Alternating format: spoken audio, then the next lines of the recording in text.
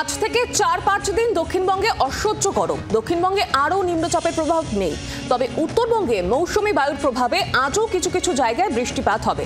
দক্ষিণবঙ্গে কয়েকদিনের জন্য জ্যৈষ্ঠের চেনা গরম ফিরছে।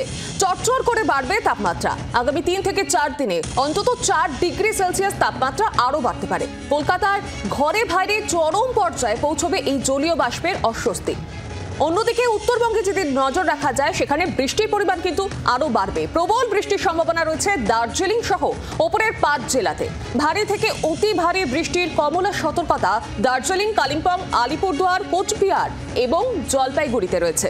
এর পাশাপাশি ২০০ মিলিমিটার পর্যন্ত বৃষ্টিপাতের আশঙ্কাও করা হচ্ছে। বিস্তারিত জানবো এই সঙ্গে আমাদের রয়েছে সরাসরি প্রতিনিধি অয়ন ঘোষাল।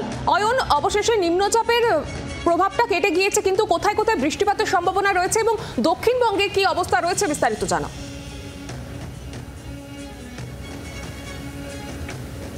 দক্ষিণবঙ্গের পশ্চিমের দু একটা জেলাতে বিক্ষিপ্তভাবে দিনের যে কোনো সময় হালকা থেকে মাঝারি বৃষ্টি ছাড়া এই মুহূর্তে আর বাকি দক্ষিণবঙ্গ, বিশেষ করে গাঙ্গেয় দক্ষিণবঙ্গে বৃষ্টির কোনো পূর্বাভাস থাকছে না।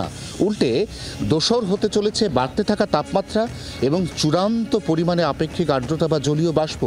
এই শহর কলকাতাতে আজকে বিকেলে আপেক্ষিক আর্দ্রতা বা জলীয় বাষ্পের পরিমাণ ১০০% ছাড়িয়ে যেতে পারে, যার অর্থ ঘরে বাইরে একেবারে আর্দ্র ঘর্মাক্ত চূড়ান্ত অস্বস্তি, তার সঙ্গে বাড়তে থাকা তাপমাত্রা, যা আগামী ৩ থেকে ৪ দিনের মধ্যে ৪ ডিগ্রি পর্যন্ত বাড়তে চলেছে। জ্যৈষ্ঠের চেনা গরম ফিরতে চলেছে এই কলকাতা সহ দক্ষিণবঙ্গের প্রায় সমস্ত জেলায়। উত্তরবঙ্গে মৌসুমি বায়ু এসে গেছে।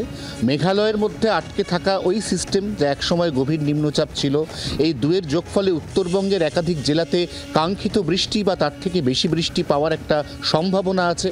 কিন্তু কার্যত খটখটে নির্জলা দক্ষিণবঙ্গ সারা দিন, অন্তত আগামী ৩ থেকে ৪ দিন অসহ্য গরমে কষ্ট পাবে।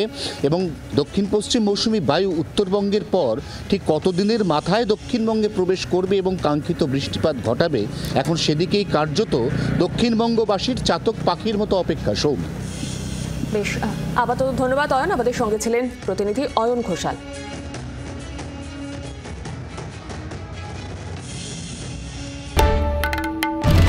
বাংলার আওয়াজ, বাঙালির আবেগ, জি ২৪ ঘন্টা।